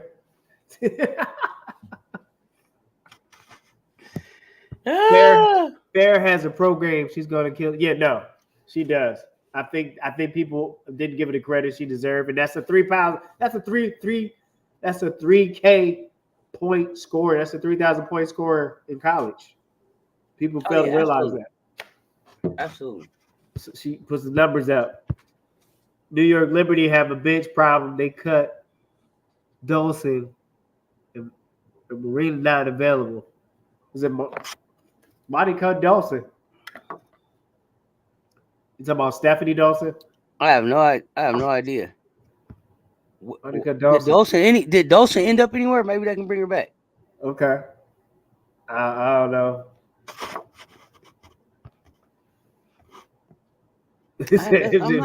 I'm not messing with you, Bree Wayne. What did I do? Yes, Big Mama Steph. Okay, Steph is going. Okay, appreciate that, Bree Wayne. Look, we appreciate you, man. We at the point where we talked about high school, college. Tamika Holland, hey fam, thank you for jumping in the chat. Hey fam, hey Tamika. We talked about coaching on the high school level, college level. Some people even mentioned middle school. Fam, we appreciate your participation today, bringing us the topics and bringing us your information and your experience. Cess,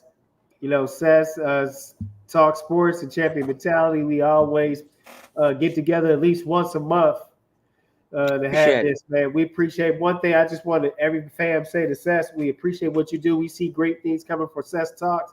Even when your low days, let your low days be high days. Keep your grind. Absolutely. Let nobody move you off your block. Right? Post up and keep hitting it off the glass.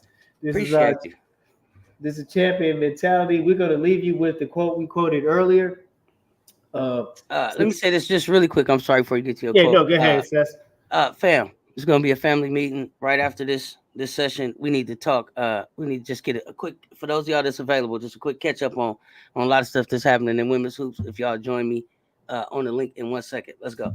For sure, definitely. Make sure we join the link for family meeting. Look forward to it. Again, success is liking yourself, liking what you do, and liking how you do it. Maya Angelou. Thank you Absolutely. for entering, fam. Thank you for entering the champion mentality and Cess Talk Sports. Be great in your preparation. Become excellent in performance. Appreciate everybody. Did anybody step up for what Vegas spoke? No, I'm sorry. I was reading something. Yeah, Thank you. no, they not. They don't want that Vegas smoke. Yeah, what that Vegas spoke. Hey, I don't know. We're gonna have a meeting about what I did to Bree Wayne. I'm not sure. She's gonna have to tell okay, me the okay. next chat. Appreciate you. Appreciate you. Thank you, Kansas Basketball Academy. I appreciate you. Till next month, sir. Thank you. We'll do this again. Out. Peace.